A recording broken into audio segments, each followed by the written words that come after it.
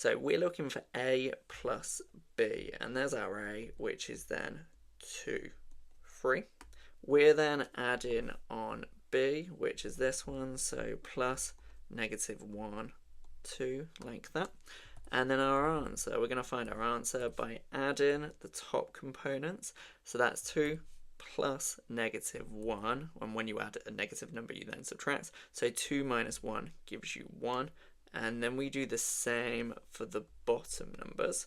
So then 3 plus 2, and 3 plus 2 then gives you 5. So our vector for that is then 1, 5.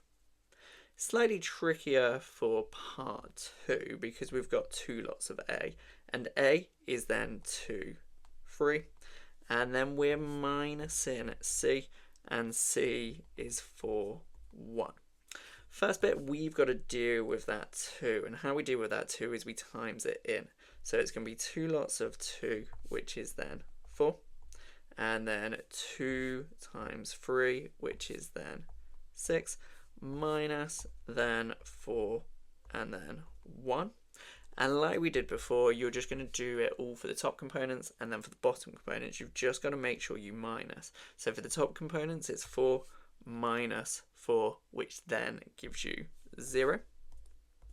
And then for the bottom components it's then going to be 6 minus 1, which then gives us 5. So your vector for that would then be 0, 5.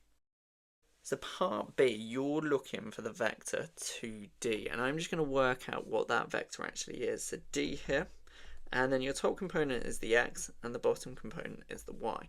With the top component, if it's positive, you're going to the right. If it's negative, you're going to the left.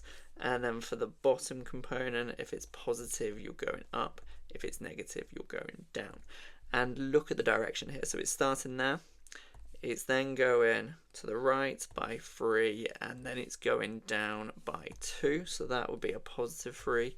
That would then be a negative 2. So if we put our vector here, 3 to the right, so positive 3, down by 2, then negative 2.